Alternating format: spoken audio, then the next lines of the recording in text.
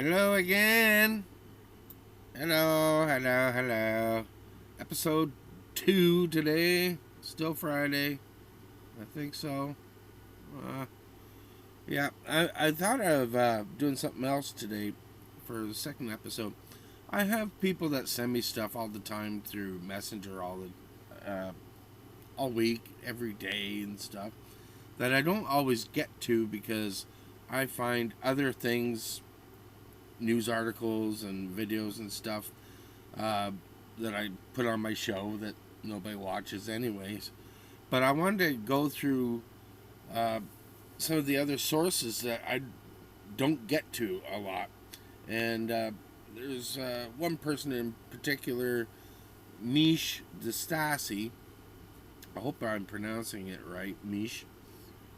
And he sends me lots of stuff and some others. So I wanted to just run through a bunch of that stuff. I don't know how long of an episode this will be, but he sent me something from this Anya Maria Zadra, who was sent from the Sor Edvik, who reposted Mario Zalea, and I show a lot of Mario's videos. Anyways, Anya says, this is exactly why having a majority matters.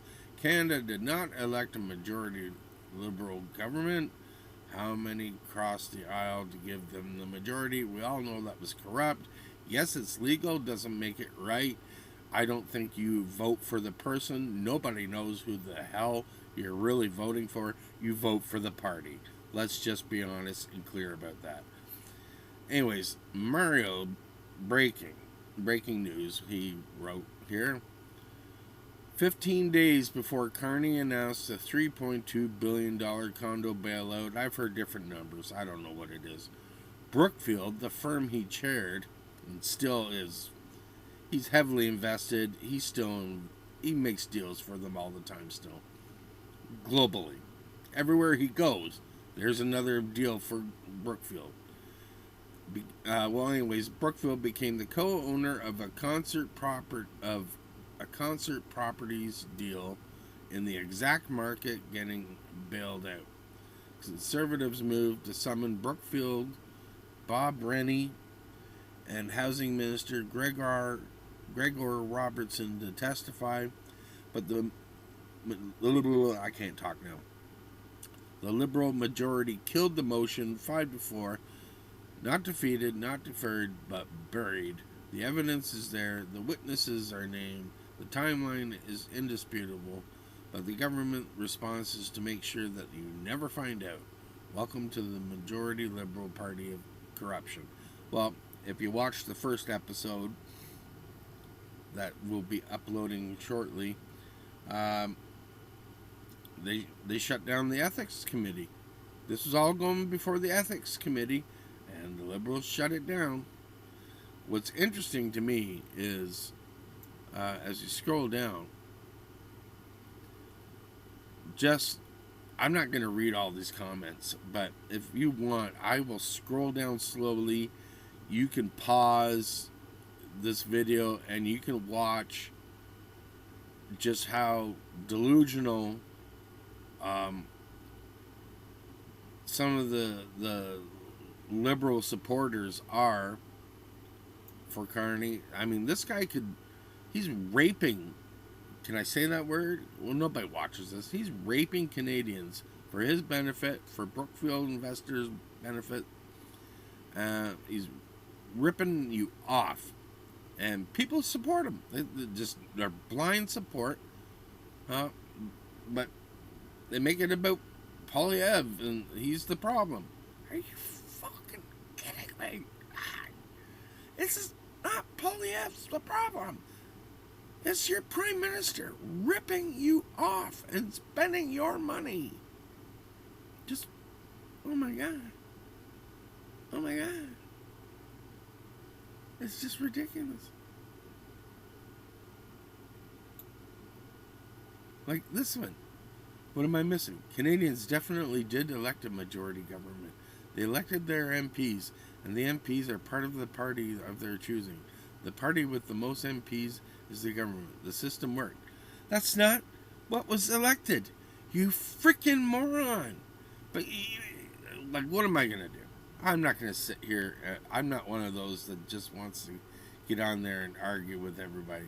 Because it's pointless. You're not going to change their mind. Right?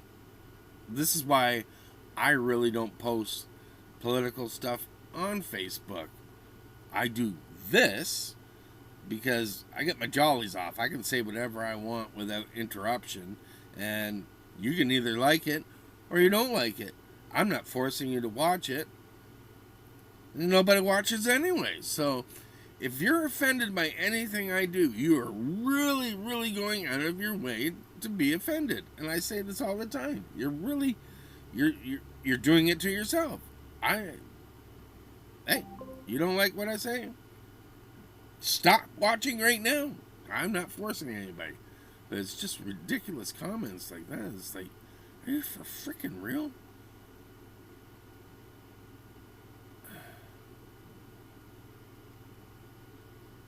Anyways, so let's put it on pause and I'll pull up the next thing.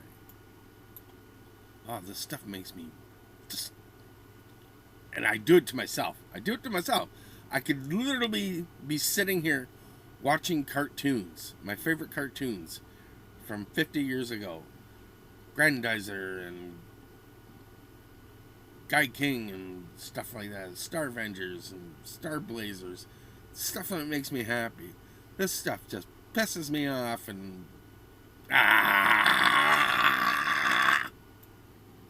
Okay, moving on. Yeah, you don't know why I'm laughing. I was just angry a second ago. I just read ahead on this next post. Oh, shit. Something made me laugh out loud. Oh, wait till you see it. Okay, so... this was a post from, I don't know who this Glenn Motz is. I guess he's an MP. I don't know. I can't know everything. What do I know? I just really want to sit here and watch cartoons and play with my action figures. But it was a National Post article, which I'm not going to read it all because you don't like my reading. I don't like my reading. But it's basically about Mark Carney is a failed economic wizard, and he failed as the Bank of Canada lead. Well, he took credit for things that he didn't do, but he totally failed as the lead. I can't think of the freaking word. The head of the Bank of England, and where he is an economic wizard is setting up Brookfield investments. He's great at doing that, man. Wherever he goes, he sells out Canada for Brookfield. But anyway, so this original post, I can't wait to get down to it. Man. He sold voters a budget based on assumptions and wishful thinking. Liberal choices, not global forces, are responsible for driving Canada into the only recession in the G20. Canadians don't need any more of Mark Carney's wishful thinking and failed programs. They need an end to inflationary spending that is driving up the cost of everything. It's time to lower food prices by taking all federal taxes off of gas for the rest of the year, cut red tape and carbon taxes, and end waste and excess. Now, as we scroll down here, this lady, Jane Galligan Kierstead, says, you do understand that Carney does not control pricing. Well, she had 297 people respond to her. Mish Destasi, who sent me this post, said to her, he controls deficits, taxes, spending like a drunken sailor, and printing more money, which drives up the cost of everything. He's absolutely right. This guy posts this, but wait for it. What are you? An idiot sandwich?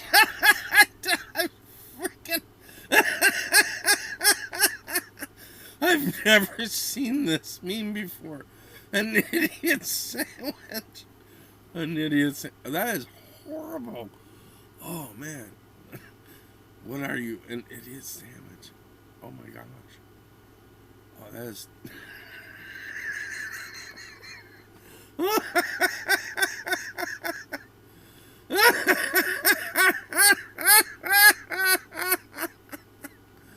oh, oh, oh, I love it. Oh, my gosh.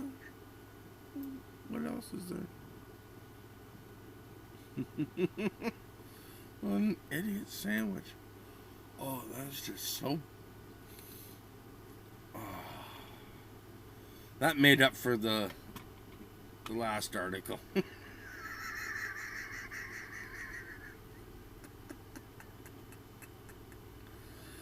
Oh, man. Oh, that is priceless.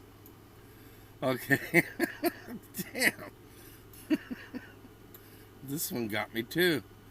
Oh, Mish Stasi. Thank you so much. You're making me laugh today. First you pissed me off with your first one, but this is good. God, it smells like bitch in here. Oh, there's the bitch. What the hell is that all about? Oh. Okay. Moving on. Okay, so moving on. I think we're going to get serious again.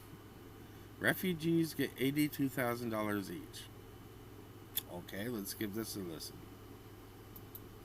Does each refugee get, right, or on a yearly basis? Okay. And the total with the benefits all equal to about $82,000. $82,000 for 1 year. For 1 year for one person. And the average Canadian, their average income for a Canadian is well, it says so, 56,000. Well, I can tell you, I'm on disability, and I don't make that kind of coin at all. In fact, I spent 10 years fighting for it. $82,000, man.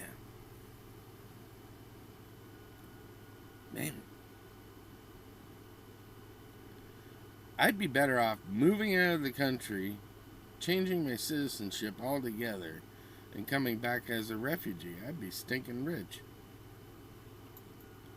Which reminds me, I did, I think I actually posted this video on one of my earlier episodes. I don't know which one. They're all a blur to me, but it was Rebel News, and it was a hotel in Pickering, I believe, Pickering, Ajax, and the whole hotel is for refugees and immigrants that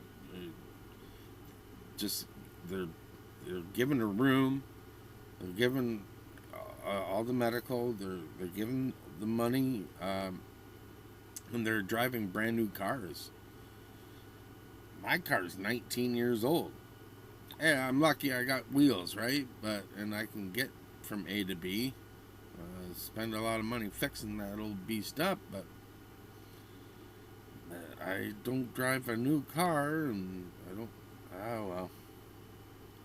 What can you do? Anywho, moving on. Next video. I think I saw a clip of this earlier in the week, but I can't really remember it. So, shut up, Shaner. Give her a listen. She says Mark Carney didn't take the job to run Canada. He had more sinister reasons. Here's what she says. Bankers like Carney, who have invested billions in carbon capture and alternative energy, what he's doing, he's strip mining Canadian assets to pay off his investors in Brookfield. That's what he's doing now in Canada. That's why he took the job, and that's what he's doing. That's why he's been to Europe 9 times. He's trying to make his investors whole, because the climate thing has collapsed. Nobody believes in it anymore. Nobody wants to invest in alternative energy. It's irrational.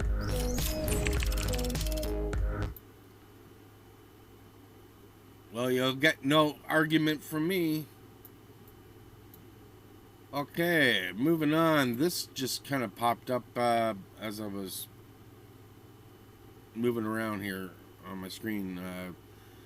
It's too late because the ethics committee has been shut down, but this is another video that Jacob Mantle has posted. I'll read what he says here. The Prime Minister should heed his own advice from his book Values. Why should Canadians take on the burden of developers' losses? Exactly. Why should Canadians be forced to accept a plan that lets developers engage in heads they win, tails Canadian home buyers lose housing program? That was a mouthful.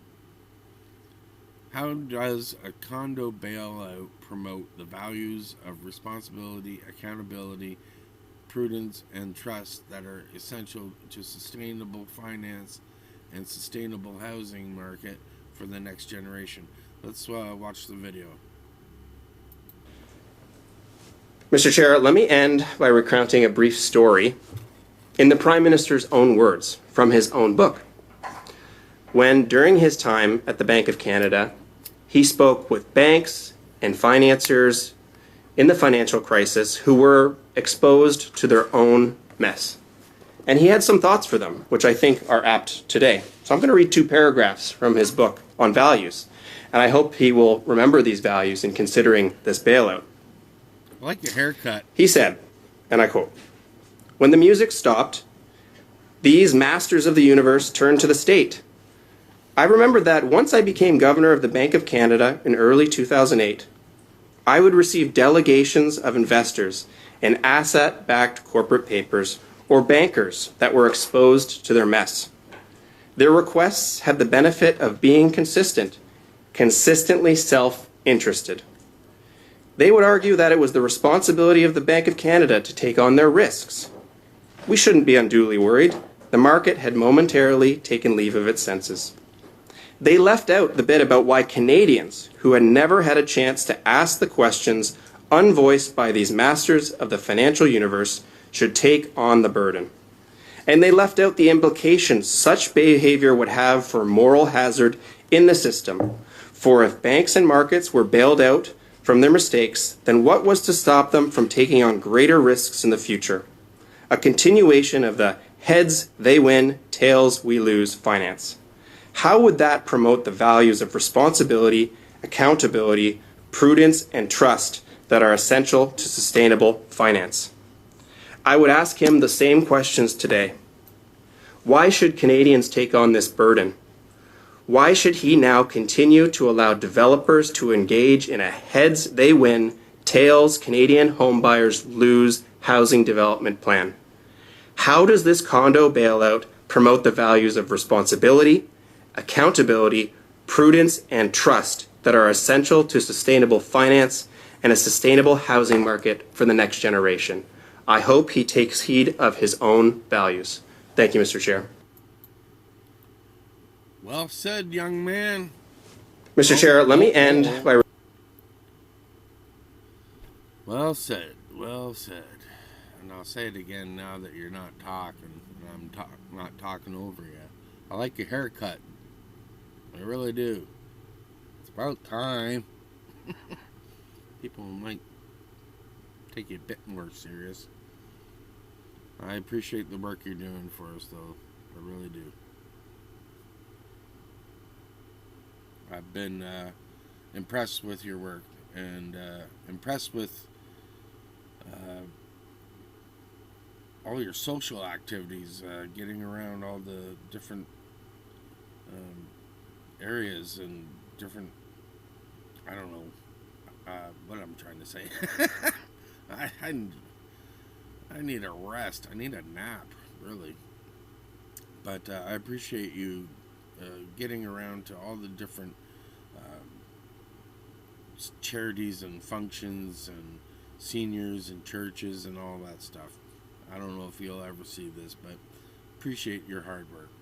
That's what I'm trying to say. And we're moving on. Jasmine Lane, haven't heard from you in a while. Thank you. Oh, let me move this over here. What do you have to say? I haven't listened to you in a bit. Oh, how the plot thickens. Take a look at this headline from the Toronto Star of all places. Many Canadian manufacturers eyeing U.S. move as trade tensions take a toll. Now, to anybody who didn't actually read the article or the study published by KPMG, you would think, oh, Trump tariffs, Orange Man bad, oh, America, I tell you. Yet no, that's actually not the case at all. Because over 90% of those manufacturers actually have tariff-free trade as a result of the USMCA.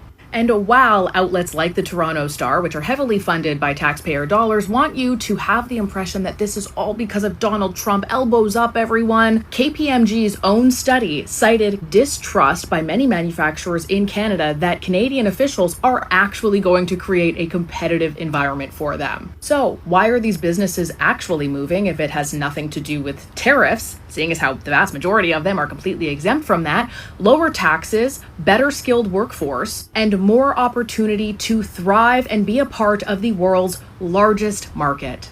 So if tariffs are truly the only reason why Canada isn't doing great right now economically, explain to me why it is that manufacturers who have 96% tariff-free trade into the US market are still wanting to leave. I'll give you a hint. It might have something to do with why Justin Trudeau ended up stepping down, which everybody cheered for, and then you hired his economic advisor who advised him into that bad economy.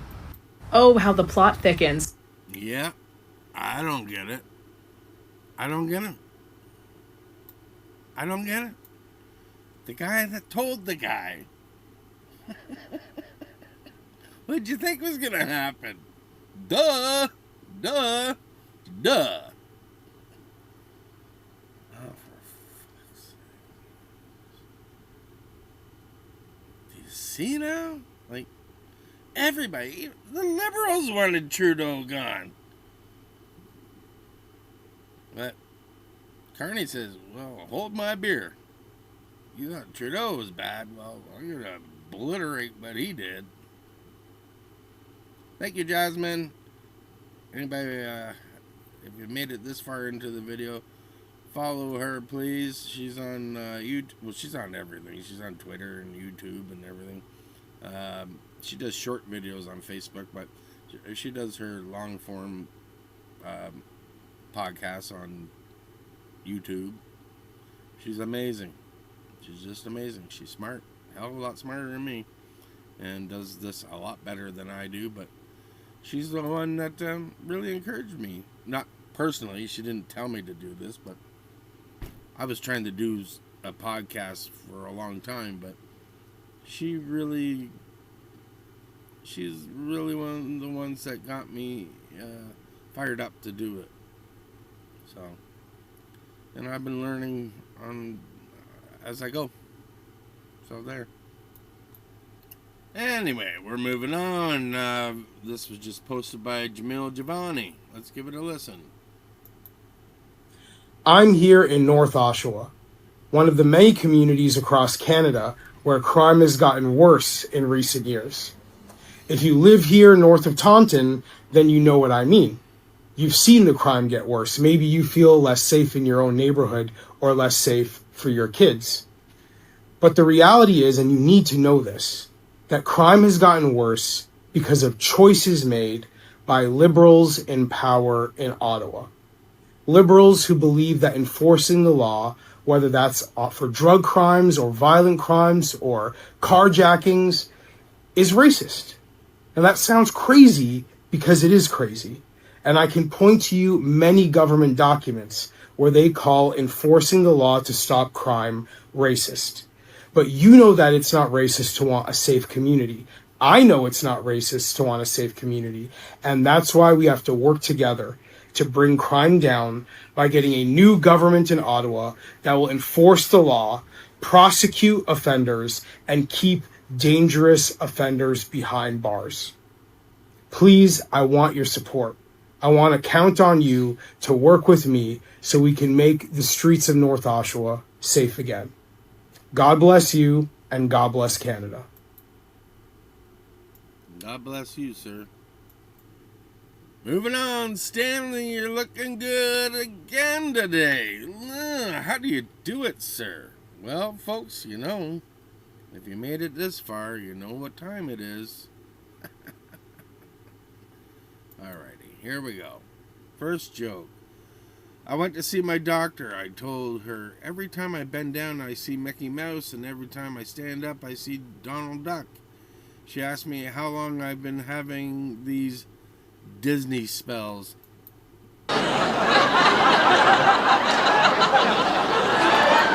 Disney spells. Oh my goodness. Alright. Alright. One more and then we'll call it a day. I got other things I gotta do. I've asked so many people what LGBTQ stands for. So far, no one has given me a straight answer. That's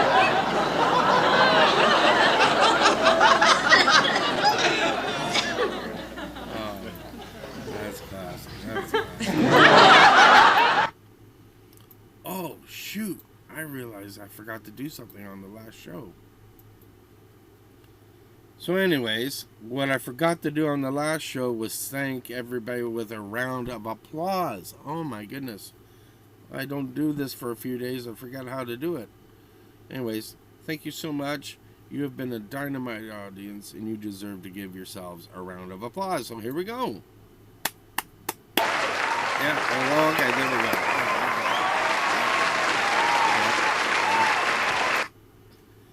Anyways, thanks for spending time with me. Hope you learned something. Hope you had a bit of fun. I had a good belly laugh. I needed that. Right after I was angry. Oh, man, was I getting pissy. Anyways, have a good weekend. Take care of yourselves. Take care of each other. And God bless. I'm out.